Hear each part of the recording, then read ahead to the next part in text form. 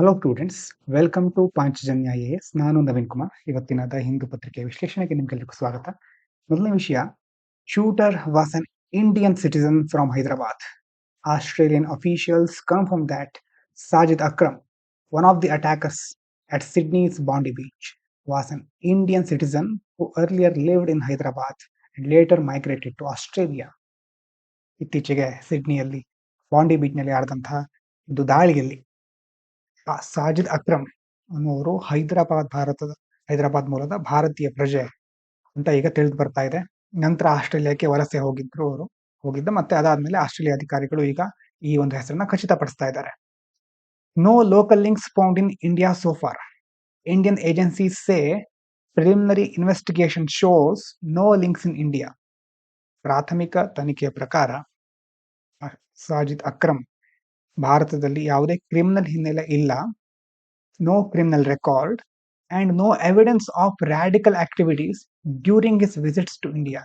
ಮತ್ತೆ ಭಾರತಕ್ಕೆ ಭೇಟಿ ಕೊಟ್ಟಂತಹ ಸಂದರ್ಭದಲ್ಲಿ ಸಹ ಯಾವುದೇ ಉಗ್ರಗಾಮಿ ಚಟುವಟಿಕೆಗಳು ಅಥವಾ ಅದರಲ್ಲಿ ತೊಡಗಿದ್ದಂತಹ ಬಗ್ಗೆ ಪುರಾವೆಗಳು ಸಿಕ್ಕಿಲ್ಲ. ಇನ್ನು ರಾಡಿಕಲೈಸೇಷನ್ ಲೈಕ್ಲಿ ಹ್ಯಾಪೆಂಡ್ ಅಬ್ರಾಡ್. ವಿದೇಶದಲ್ಲಿ ಬೇರೆ ಕಡೆ ಒಂದು ವಿಚಾರಧಾರೆ, ರಾಡಿಕಲೈಸೇಷನ್ ಅಂತ ಕರೀತೇವೆ, ಆ ತೀವ್ರಗಾಮಿಯಾದಂತಹ ಒಂದು ಮನಸ್ಥಿತಿ ಅದಕ್ಕೆ ಒಳಗಾಗಿರಬಹುದು. Officials believe the process of radicalization happened outside India and Australian authorities are leading further investigation into possible extremist influence. ಇದರ ಬಗ್ಗೆ ಆಸ್ಟ್ರೇಲಿಯಾದ ಅಧಿಕಾರಿಗಳು ಹೆಚ್ಚಿನ ತನಿಖೆಯನ್ನು ಮುಂದುವರಿಸ್ತಾ ಇದ್ದಾರೆ. ಮುಂದಿನ ದಿನಗಳಲ್ಲಿ ಇದರ ಬಗ್ಗೆ ಯಾವ ಮಾಹಿತಿ ಸಿಗುತ್ತೆ ಅಂತ ನೋಡ್ಬೇಕು.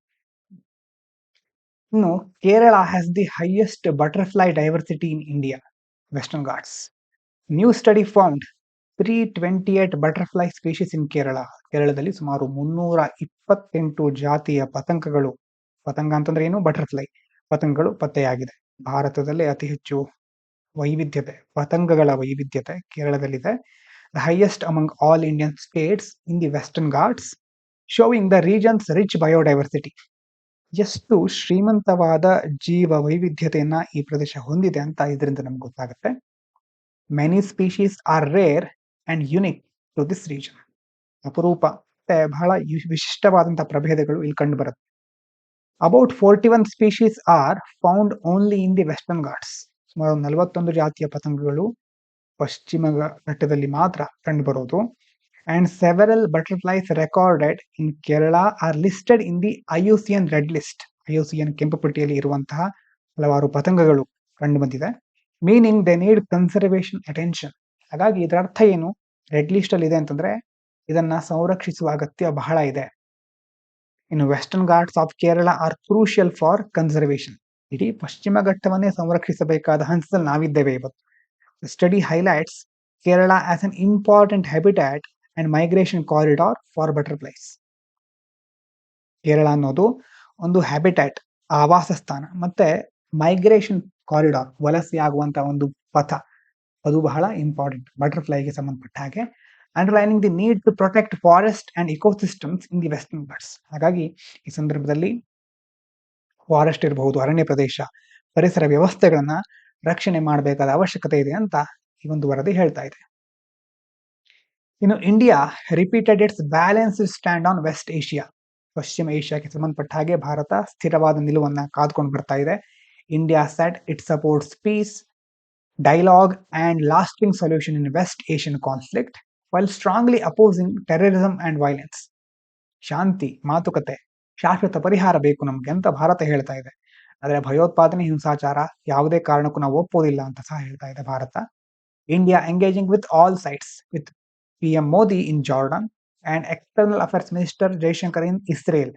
India showed it talks all key countries at the same time without taking extreme sides. ಎರಡೂ ಕಡೆ ಮೋದಿಯವರು ಜೋರ್ಡಾನ್ನಲ್ಲಿ, ಜೈಶಂಕರ್ ಅವರು ಇಸ್ರೇಲ್ನಲ್ಲಿ ಏಕಕಾಲಕ್ಕೆ ಭೇಟಿ ಕೊಡೋದ್ರ ಮೂಲಕ ಯಾವುದೇ ಒಂದು ಪಕ್ಷದ ಪರವಾಗಿಲ್ಲ, ನಾವು ಎಲ್ಲರ ಜೊತೆ ಒಂದೇ ರೀತಿಯಿಂದ ನಾವು ಬಾಂಧವ್ಯವನ್ನು ಬೆಳೆಸ್ಕೊಂಡು ಹೋಗ್ತೇವೆ, ದ್ವಿಪಕ್ಷೀಯ ಮಾತುಕತೆಯನ್ನ ಮುಂದುವರ್ಸ್ಕೊಂಡು ಹೋಗ್ತೇವೆ ಅಂತ ಈ ಮೂಲಕ ಭಾರತ ತೋರಿಸ್ತಾ ಇದೆ. Focus on peace, development and cooperation. ಶಾಂತಿ, ಅಭಿವೃದ್ಧಿ, ಸಹಕಾರ ಅಲ್ವಾ, ಎಲ್ಲರ ಮೇಲೂ ಫೋಕಸ್ ಮಾಡಲೇಬೇಕು. ಈಗ India expressed willingness to help in the rebuilding conflict-hit regions like Syria and backed efforts like the Gaza peace plan that can bring long-term stability. Long-term stability ಬೇಕಲ್ವಾ, ಅಂತಂದ್ರೆ ಒಂದು 2 ದಿನ ಈಗ ಕದನ ವಿರಾಮ ಸೀಸ್ ಫೈರ್ ಘೋಷಣೆ ಮಾಡ್ತಾರೆ. ಒಂದು 2-3 ದಿನ ಇರುತ್ತೆ, ಒಂದು ವಾರ ಇರಬಹುದು ಹೆಚ್ಚು ಅಂತಂದ್ರೆ. ಆದ್ರೆ ಲಾಂಗ್ ಟರ್ಮ್ ಪೀಸ್, ದೀರ್ಘಕಾಲೀನ ಸ್ಥಿರತೆ ಬೇಕು, ಸ್ಟೆಬಿಲಿಟಿ ಬೇಕು. ಅಂತಹ ಪ್ರಯತ್ನಗಳಿಗೆ ಭಾರತ ಬೆಂಬಲ ಕೊಡುತ್ತೆ, ಸಹಾಯ ಮಾಡುತ್ತೆ. ಮತ್ತೆ ಯಾವ್ದಾದ್ರು ಒಂದು ಪ್ರದೇಶ ಸಂಘರ್ಷದಿಂದ ಪೀಡಿತ ಆಗಿದ್ರೆ ಅದರ ಪುನರ್ ನಿರ್ಮಾಣಕ್ಕೆ ಸಹ ಬೆಂಬಲ ಕೊಡ್ಲಿಕ್ಕೆ, ಸಹಾಯ ಮಾಡ್ಲಿಕ್ಕೆ ಭಾರತ ಸಿದ್ಧವಾಗಿದೆ ಅಂತ ತಿಳಿಸ್ತಾ ಇದ್ದಾರೆ. ಇನ್ನು Indian army gets full Apache fleet. The Indian army has received the final batch of AH-64E Apache attack helicopters, completing its 6 helicopter squadron based in Jodhpur. ಸೇನೆಗೆ ಪೂರ್ಣ ಪ್ರಮಾಣದ ಅಪಾಚೆ ಹೆಲಿಕಾಪ್ಟರ್ ಸ್ಕ್ವಾಡ್ರನ್ ಈಗ ಅಂತಿಮ ಹಂತದ ಒಂದು ಪಡೆ ಬರ್ತಾ ಇದೆ. ಇದರೊಂದಿಗೆ ಜೋಧ್ಪುರದ ಮೂಲದ 6 ಹೆಲಿಕಾಪ್ಟರ್ ಪೂರ್ಣ ಪ್ರಮಾಣದ ಸ್ಕ್ವಾಡ್ರನ್ ಈಗ ಪೂರ್ಣಗೊಳ್ತಾ ಇದೆ. ಎಲ್ಲ ಕರೆಕ್ಟ್ ಆಗಿ ಬಂದು ಸೇರ್ಕೊಂಡಿದೆ. Boost to combat strength on western front. ಪಶ್ಚಿಮದ ಗಡಿಯಲ್ಲಿ, ವೆಸ್ಟರ್ನ್ ಅಂದ್ರೆ ಯಾವ ಸೈಡ್ ಅಂತ ನೆನ್ಪು ಮಾಡ್ಕೊಳ್ಳಿ. Apaches will strengthen the Army's attack and surveillance capability, especially for operations along the western border. Western border ಹತ್ರ, ಪಶ್ಚಿಮ ಗಡಿ ಉದ್ದಕ್ಕೂ ಈ ಒಂದು ದಾಳಿ, ಕಣ್ಗಾವಲು ಸಾಮರ್ಥ್ಯವನ್ನ ಗಮನಾರ್ಹವಾಗಿ ಇದು ಬಲಪಡಿಸಲಿಕ್ಕಿದೆ. ನಾವು part of India US defence cooperation. ಇದು ಬಂದಿರೋದ್ರಿಂದ the helicopters were bought from United States under $600 million deal. ಭಾರತ ಮತ್ತೆ US ಒಂದು ರಕ್ಷಣಾ ಸಹಕಾರದ ಒಂದು ಭಾಗ ಇದು. $600 million ಮೊತ್ತದ ಅಡಿಯಲ್ಲಿ, ಆ ಒಂದು ಒಪ್ಪಂದದ ಅಡಿಯಲ್ಲಿ ಹೆಲಿಕಾಪ್ಟರ್ಗಳನ್ನ ಅಮೆರಿಕದಿಂದ ಖರೀದಿ ಮಾಡಿದ್ದಾರೆ. Showing strong India US defence ties and modernisation of the army. ಹಾಗಾಗಿ ಭಾರತ ಮತ್ತೆ US ನಡುವೆ ಬಲವಾದ ರಕ್ಷಣಾ ಸಂಬಂಧ ಇದೆ, ಮತ್ತೆ ಆಧುನೀಕರಣಕ್ಕೆ ಸಹ ನಾವು ಮುಂದಾಗ್ತಾ ಇದ್ದೇವೆ ಅನ್ನೋದು ಇಲ್ಲಿ ಗೊತ್ತಾಗ್ತಾ ಇದೆ. ಇನ್ನು FDI ಲಿಮಿಟ್ಸ್ ಇನ್ ಇನ್ಶೂರೆನ್ಸ್ ಅಲ್ಲಿ it is raised to 100%. Lok Sabha has passed a bill allowing full foreign investment, 100% FDI in the insurance sector, up from earlier 74% limit. ಮೊದಲು 74% ಇತ್ತು. ಯಾವುದರಲ್ಲಿ? ವಿದೇಶಿ ನೇರ ಹೂಡಿಕೆ. ಯಾವ ಕ್ಷೇತ್ರದಲ್ಲಿ ಅಂತಂದ್ರೆ ವಿಮಾ ಕ್ಷೇತ್ರದಲ್ಲಿ ವಿದೇಶಿ ನೇರ ಹೂಡಿಕೆಯ ಮಿತಿ ಒಂದು 74ರಷ್ಟಿತ್ತು. ಅದನ್ನ ಈಗ 100ಕ್ಕೆ ಏರಿಸುವಂತಹ ಒಂದು ಮಸೂದೆಯನ್ನ ಲೋಕಸಭೆಯಲ್ಲಿ ಅಂಗೀಕಾರ ಮಾಡಿದ್ದಾರೆ. ಏನೇನು ಇದರದ್ದು? ಮೋರ್ ಕ್ಯಾಪಿಟಲ್, ಹೆಚ್ಚಿನ ಬಂಡವಾಳ, ಅದರಿಂದ ಬೆಟರ್ ಟೆಕ್ನಾಲಜಿ, ಸುಧಾರಿತ ತಂತ್ರಜ್ಞಾನ. The government says this move will bring more money, modern technology and better insurance products, helping the sector grow faster.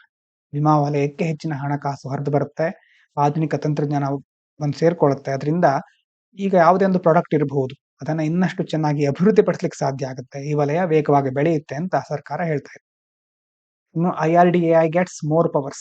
The bill gives the insurance regulator IRDAI stronger authority to act against wrong practices and impose higher penalties on insurers and intermediaries to protect policyholders.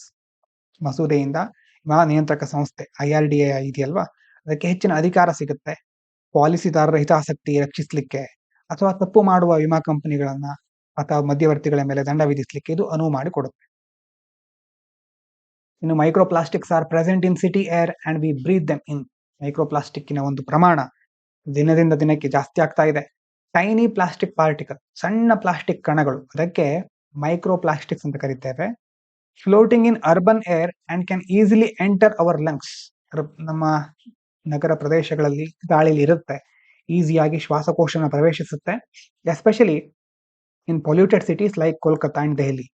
Kolkata, ದೆಹಲಿಯಂತಹ ಜಾಸ್ತಿ ಮಾಲಿನ್ಯ ಹೊಂದಿರುವಂತಹ ನಗರಗಳಲ್ಲಿ ಹೆಚ್ಚಾಗಿ ಕಂಡು ಬರ್ತಾ ಇದೆ. They carry toxic chemicals and heavy metals.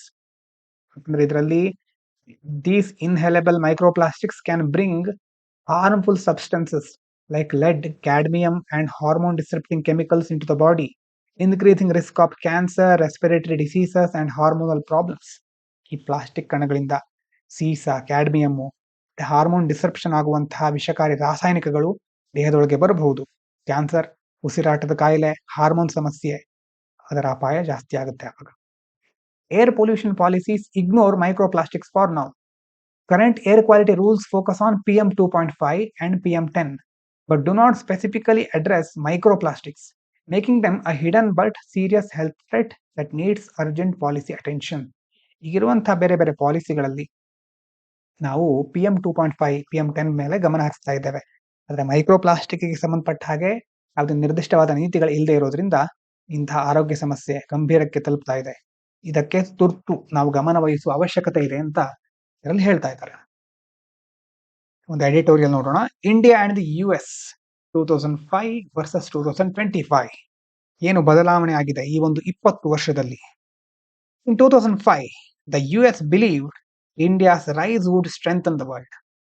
2005ರಲ್ಲಿ America ಏನ್ ನಂಬಿತ್ತು ಅಂತಂದ್ರೆ ಭಾರತ ರೈಸ್ ಆಗೋದ್ರಿಂದ, ಭಾರತ ಬೆಳೆಯೋದ್ರಿಂದ ಜಗತ್ತಿಗೆ ಒಳ್ಳೇದಾಗಬಹುದು. That would strengthen the world. In 2025 US sees India mainly as tool to manage China while focusing inward on itself. ಈಗ US ಜಗತ್ತಿನ ಕಡೆ ಏನು ಫೋಕಸ್ ಮಾಡ್ತಾ ಇಲ್ಲ, ಬರೀ ಗೆ ಅಮೆರಿಕ ಮಾತ್ರ ಮುಖ್ಯ, ತನ್ನ ಬಗ್ಗೆ ಮಾತ್ರ ಚಿಂತೆ ಮಾಡ್ತಾ ಇದೆ. ಭಾರತ ಅನ್ನೋದು ಚೀನಾವನ್ನ ಹ್ಯಾಂಡಲ್ ಮಾಡ್ಲಿಕ್ಕೆ ಇರುವಂತಹ ಒಂದು ಟೂಲ್ ತರ ಯೂಸ್ ಮಾಡ್ತಾ ಇದೆ. India is relationship in 2005 an era of confidence. 2005ರಲ್ಲಿ ಯಾವ ತರ ಇತ್ತು ನೋಡಿದ್ರೆ, US openly said it wanted to help India become a major world power. 2005ರ ಹೊತ್ತಿಗೆ US ಹೇಳ್ತಾ ಇತ್ತು ಭಾರತ ಸಹ ಒಂದು ವರ್ಲ್ಡ್ ಪವರ್ ಆಗಬೇಕು, ನಾವು ಹೆಲ್ಪ್ ಮಾಡ್ತೇವೆ. ಅದರಿಂದಾಗಿ ಭಾರತ ಮತ್ತೆ US ನಡುವೆ ನ್ಯೂಕ್ಲಿಯರ್ ಡೀಲ್ ಆಗುತ್ತೆ, ಟ್ರಸ್ಟ್ ಬೆಳೆಯುತ್ತೆ, ಲಾಂಗ್ ಟರ್ಮ್ ಪಾರ್ಟ್ನರ್ಶಿಪ್ ಡೆವಲಪ್ ಆಗ್ತಾ ಹೋಗುತ್ತೆ. So why did the US think this way then? ಯಾಕೆ ಆ ತರ US ಅವಾಗ ಹೇಳ್ತಾ ಇತ್ತು? America was confident and dominant. ಅವಾಗ ಅಮೆರಿಕ ವಿಶ್ವದ ದೊಡ್ಡಣ್ಣ ಅಂತ ಕರೆಸ್ಕೊಳ್ತಾ ಇತ್ತು. ಎಲ್ಲಾ ಕ್ಷೇತ್ರದಲ್ಲೂ ಅಮೆರಿಕವನ್ನ ಹಿಡಿಯೋರು ಯಾರೂ ಇರಲಿಲ್ಲ. So it believed supporting responsible rising powers. ಇಂತಹ ಒಂದು ರೈಸಿಂಗ್ ಪವರ್ ಗಳನ್ನ ಸಪೋರ್ಟ್ ಮಾಡಿದ್ರೆ, ಉದಾಹರಣೆಗೆ ಇಂಡಿಯಾದಂತಹ ಒಂದು ದೇಶಗಳನ್ನ ಸಪೋರ್ಟ್ ಮಾಡಿದ್ರೆ, that would stabilise the global order. ಮುಂದೆ ಗ್ಲೋಬಲ್ ಆರ್ಡರ್ ಸ್ಟೆಬಿಲೈಸ್ ಆಗಬಹುದು, ಸ್ಥಿರತೆ ಇರಬಹುದು. World order was expanding, optimistic and cooperative. ಇಡೀ ಒಂದು ಜಾಗತಿಕ ವ್ಯವಸ್ಥೆ ಎಕ್ಸ್ಪ್ಯಾಂಡ್ ಆಗ್ತಾ ಇತ್ತು, ಮತ್ತೆ ಒಂದು ಆಶಾವಾದದಲ್ಲಿ ಮುನ್ನುಗ್ತಾ ಇತ್ತು. ಎಲ್ಲರೂ ಸಹಕಾರವನ್ನು ಸೂಚಿಸ್ತಾ ಇದ್ರು. So India's rice was scene as an objective in it self, not just means. ಅದೊಂದು ಉದ್ದೇಶ ತರ, ಅದೊಂದು ಗೋಲ್ ತರ. ಆದ್ರೆ ಈಗೇನಾಗ್ಬಿಟ್ಟಿದೆ, the US in 2025 very different mind set. ಏನಾಯ್ತು ಈಗ ಗೆ? So what does the US in 2025 national security strategy show? US ಈಗ ಒಂದು ನ್ಯಾಷನಲ್ ಸೆಕ್ಯೂರಿಟಿ ಸ್ಟ್ರಾಟಜಿ ಇದೆ. ಅದೇನ್ ಹೇಳುತ್ತೆ ಅಂತಂದ್ರೆ, ಹೆವಿ ಸೆಲ್ಫ್ ಪ್ರೇಸ್. ತನಗೆ ತಾನೇ ಮುಖ್ಯ, ಬೇರೆ ಯಾವ ದೇಶನೂ ಮುಖ್ಯ ಅಲ್ಲ. It claims dramatic success, but beneath that one tone anxiety, defensiveness, loss of confidence. Article ಏನ್ ಹೇಳ್ತಾ ಇದ್ದಾರೆ ಅಂತಂದ್ರೆ, US today sounds less like a leader shaping the world and more like a country trying to reassure ಇಟ್ ಸೆಲ್ಫ್. ಒಂದು ಕಾಲದಲ್ಲಿ America ಅಂತಂದ್ರೆ ಜಗತ್ತನ್ನ ಮುಂದೆ ತೆಗೆದುಕೊಂಡು ಹೋಗುವಂತಹ ವರ್ಲ್ಡ್ ಲೀಡರ್ ಅಂತ ಕನ್ಸಿಡರ್ ಮಾಡ್ತಾ ಇದ್ವಿ. ಆದ್ರೆ ಈಗೇನಾಗ್ತಾ ಇದೆ, ಈಗ US ಜಗತ್ತೇನ್ ಬೇಕಾದ್ರೂ ಹಾಕೊಳ್ಳಿ, ನಮಗೆ ಅಮೆರಿಕ ಮುಖ್ಯ. ಟ್ರಂಪ್ ಅವರು ಬಂದ್ಮೇಲಂತೂ ಮೇಕ್ ಅಮೆರಿಕಾ ಗ್ರೇಟ್ ಅಗೇನ್ ಅನ್ನೋದು ಕೇಳಿರ್ಬಹುದು, ಮಗ. ಹಾಗಾಗಿ ಅದಾದ್ಮೇಲೆ MAG ಅಂತ ಕರೀತಿದ್ವಲ್ವಾ, ಮೇಕ್ ಅಮೆರಿಕಾ ಗ್ರೇಟ್ ಅಗೇನ್ ಅಂತ, ಅದು ಮಗ ಅದ ಫುಲ್ ಫಾರ್ಮ್. ಆ ರೀತಿ ಟ್ರಂಪ್ ಬಂದ್ಮೇಲೆ ಹೆಚ್ಚಾಗಿ ಅಮೆರಿಕ ಬೇರೆ ಯಾವ ದೇಶದ ಬಗ್ಗೆ ತಲೆ ಕೆಡಿಸ್ಕೊಳ್ಳದೆ ಆವಾಗ ಇಂತಹ ಕೆಲವು ವಿಷಯಗಳನ್ನ ಮಾಡ್ತಾ ಇರುತ್ತೆ. ಆದ್ರೆ ಹೇಳ್ಕೊಳ್ಳಿಕ್ಕೆ ಜಗತ್ತಿನಲ್ಲಿ ಶಾಂತಿ ನೆಲೆಸಬೇಕು ಅಂತ ಟ್ರಂಪ್ ಅವರು ಪ್ರಯತ್ನ ಮಾಡ್ತಿದ್ದಾರೆ. ಅವರಿಗೆ ನೊಬೆಲ್ ಪ್ರೈಸ್ ಜಸ್ಟ್ ತಪ್ಪೋಗಿದೆ ಅಷ್ಟೇ, ಇದಕ್ಕೆ ನಾವು ವಿಷಾದವನ್ನು ಸೂಚಿಸಬೇಕಷ್ಟೇ. From leadership to burden avoidance, key shift in the US thinking. US thinking ನಲ್ಲಿ ಶಿಫ್ಟ್ ಆಗಿದೆ ನೋಡಿ. ಅರ್ಲಿಯರ್ ಏನಿತ್ತು, ವಿ ಲೆಟ್ ದಿ ವರ್ಲ್ಡ್ ಅಥವಾ ವಿ ಲೀಡ್ ದಿ ವರ್ಲ್ಡ್, ನಾವೇ ಎಲ್ಲವನ್ನ ಮುಂದೆ ತೆಗೆದುಕೊಂಡು ಹೋಗ್ತೇವೆ, ನಾವು ನಾಯಕರು ಅನ್ನೋ ರೀತಿಯಲ್ಲಿ US ಇತ್ತು. ನಾವು we can't carry the world anymore. ಸಾಕಾಯ್ತು ನಮ್ಗೆ, ಇನ್ನು ಜಗತ್ತನ್ನ ನೋಡ್ಕೋತ ಕೂತ್ರೆ ನಾವು ಆಗೋದಿಲ್ಲ, ನಮ್ ಬಗ್ಗೆ ನಾವು ಥಿಂಕ್ ಮಾಡೋಣ. ಈ ನ್ಯಾಷನಲ್ ಸೆಕ್ಯೂರಿಟಿ ಸ್ಟ್ರಾಟಜಿ ಇದೆ ಈಗ USದು, that openly says the days of the United States propping up the entire world order was over. Leadership is now seen as a burden, not a responsibility. ನಾಯಕತ್ವ ಅನ್ನೋದು ಮೊದಲು ಒಂದು ಜವಾಬ್ದಾರಿ ಆಗಿತ್ತು, ಆದ್ರೆ ಈಗ ಅದು ಹೊರೆ ಆಗ್ಬಿಟ್ಟಿದೆ. ಇನ್ಮೇಲೆ US ಮೊದಲಿನ ತರ ಇರೋದಿಲ್ಲ, ಇಡೀ ಜಗತ್ತನ್ನ ನಿಭಾಯಿಸೋದು ಹಳೆ ಕಾಲ ಆಯಿತು, ಈಗ ನಾವು ಹಾಗಿರೋದಿಲ್ಲ ಅಂತ ನ್ಯಾಷನಲ್ ಸೆಕ್ಯೂರಿಟಿ ಸ್ಟ್ರಾಟಜಿಯಲ್ಲಿ US ಹೇಳ್ತಾ ಇದೆ. How India is viewed in 2025, ಇದು ಬಹಳ ಮುಖ್ಯ. ಇಂಡಿಯಾವನ್ನ ಹೇಗೆ ನೋಡ್ತಾ ಇದ್ದಾರೆ ಈಗ? India's position has changed. 2005ರಲ್ಲಿ ನಾವು ಹೇಗಿದ್ವಿ? ರೈಸಿಂಗ್ ಸಿವಿಲೈಸೇಷನಲ್ ಪವರ್, ನಾವಿಂದು ಬೆಳೀತಾ ಇರುವಂತಹ ದೇಶ, ಈಗಲೂ ಅಭಿವೃದ್ಧಿ ಹೊಂದುತ್ತಾನೆ ಇದ್ದೇವೆ. It's growth was strategically valuable in it self. ನಮ್ಮ ಗ್ರೋತು ಬಹಳ ವ್ಯಾಲ್ಯೂಯಬಲ್ ಆಗಿತ್ತು. ಈಗ 2025 ಅಲ್ಲಿ ಇಂಡಿಯಾ ಅಂತಂದ್ರೆ ಕಂಪೋನೆಂಟ್ ಇನ್ US ಚೀನಾ ಸ್ಟ್ರಾಟಜಿ. US ಮತ್ತೆ ಚೀನಾದ ನಡುವೆ ಒಂದು ಮಿಡಲ್ ಪ್ಲೇಯರ್ ಅಂತ ಹೇಳ್ಬೋದು, ಕಂಪೋನೆಂಟ್. ಮೇನ್ಲಿ ಯೂಸ್ಫುಲ್ ಫಾರ್ ಯಾವ್ದಕ್ಕೆ ಯೂಸ್ ಆಗ್ತಾ ಇದೆ? ಇಂಡೋ ಪೆಸಿಫಿಕ್ ಸೆಕ್ಯೂರಿಟಿ, ಕ್ವಾಡ್ ಮತ್ತೆ ಬ್ಯಾಲೆನ್ಸಿಂಗ್ ಚೀನಾ, ಇದೆಲ್ಲದಕ್ಕೆ US ಭಾರತವನ್ನ ಯೂಸ್ ಮಾಡ್ಕೊಳ್ತಾ ಇದೆ ಅಂತ ಈ ಆಥರ್ ಹೇಳ್ತಾ ಇದ್ದಾರೆ ಆರ್ಟಿಕಲ್ ಅಲ್ಲಿ. NSS says the US should work with India to encourage New Delhi to contribute Indo Pacific security. India is now framed as means not an end. ಮೊದಲು ಭಾರತವನ್ನೇ ಬೆಳೆಸಬೇಕು ಅಂತ ಅಮೆರಿಕ ಕಾಯ್ತಾ ಇತ್ತು. ಯಾಕಂತಂದ್ರೆ ಭಾರತದ ಒಳ್ಳೆಯದಾಗೋದು ಅಥವಾ ಭಾರತಕ್ಕೆ ಒಳ್ಳೆಯದಾಗೋದು ಜಗತ್ತಿಗೆ ಒಳ್ಳೆಯದಾದ ಹಾಗೆ, ಅದರಿಂದ ಹೆಲ್ಪ್ ಆಗಬಹುದು ಅಂತೆಲ್ಲ ಅಮೆರಿಕ ಹೇಳ್ತಾ ಇತ್ತು. ಆದ್ರೆ ಈಗ ಭಾರತಕ್ಕೆ ಒಳ್ಳೇದಾಗೋದಲ್ಲ, ಅಮೆರಿಕಕ್ಕೆ ಒಳ್ಳೇದಾಗ್ಬೇಕು. ಅಮೆರಿಕಕ್ಕೆ ಒಳ್ಳೇದಾಗ್ಬೇಕು ಅಂತಂದ್ರೆ ಅದಕ್ಕೆ ಭಾರತ ಬೇಕು. ಭಾರತ ಅನ್ನೋದು ಈಗ ಒಂದು ಟೂಲ್, ಯಾವುದೋ ಒಂದು ಸಾಧನ ಅಷ್ಟೇ. ಹಾಗಾಗಿ ಇದನ್ನ ನಾವಿಲ್ಲಿ ಗಮನಿಸಬೇಕಾಗತ್ತೆ. The irony of strategic autonomy, ನಮ್ಮ ಅಟಾನಮಿ ಅಂತ ಹೇಳ್ತಿರ್ತೇವೆ ನಾವಲ್ವಾ. ಅರ್ಲಿಯರ್ ಏನು, India's insistence on strategic autonomy annoyed the US. ನಾವು ಎಲ್ಲಾ ಕಡೆ ಎಲ್ಲರಿಂದಲೂ ತಟಸ್ಥವಾಗಿರ್ತೇವೆ, ಅಟಾನಮಿ ಮೇಂಟೈನ್ ಮಾಡ್ತೇವೆ ಅಂತ ಹೇಳ್ತಾ ಇದ್ವಿ. ಈಗ ನಾವು US it self wants maximum autonomy. ಈಗ USA ಹೇಳ್ತಾ ಇದೆ ನಮ್ಗೆ ಮ್ಯಾಕ್ಸಿಮಮ್ ಅಟಾನಮಿ ಬೇಕು ಅಂತ. It openly prioritise unilateral action, ಒಂದೇ ತರಹದ ಆಕ್ಷನ್ ಅನ್ನ ಪ್ರಯಾರಿಟಿ ಇಟ್ಕೊಳ್ತಾ ಇದೆ US. ಸೊ ಆರ್ಟಿಕಲ್ ಅಲ್ಲಿ ಅದನ್ನ ಹೈಲೈಟ್ ಮಾಡ್ತಾ ಇದ್ದಾರೆ. What America once criticised in India, it now practices it self and calls it realism. ಒಂದು ಕಾಲದಲ್ಲಿ ಭಾರತ ಮಾಡೋದನ್ನ ಅಮೆರಿಕ ತಪ್ಪು ಅಂತ ಹೇಳ್ತಾ ಇತ್ತು. ಈಗ ಅವ್ರು ಸ್ಟಾರ್ಟ್ ಮಾಡಿದ್ರು, ನೀವು ಎಲ್ಲರ ಜೊತೆ ಹೇಗೆ ತಟಸ್ಥವಾಗಿದ್ದೀರೋ ಅದು ತಪ್ಪು ಅಂತ ಅವಾಗ ಹೇಳಿದ್ರೆ, ಈಗ ನಾವೇ ತಟಸ್ಥವಾಗಿರ್ತೇವೆ, ಅದೇ ಕರೆಕ್ಟು ಅಂತ ಈಗ ಹೇಳ್ತಾ ಇದ್ದಾರೆ. Retreat from global responsibility, signs of inward looking America ಏನ್ ಹೇಳ್ತಾ ಇದ್ದಾರೆ? Talk of hemispheric dominance, Trump era thinking ಅಂತ ಹೇಳ್ತೇವೆ ಇದಕ್ಕೆ.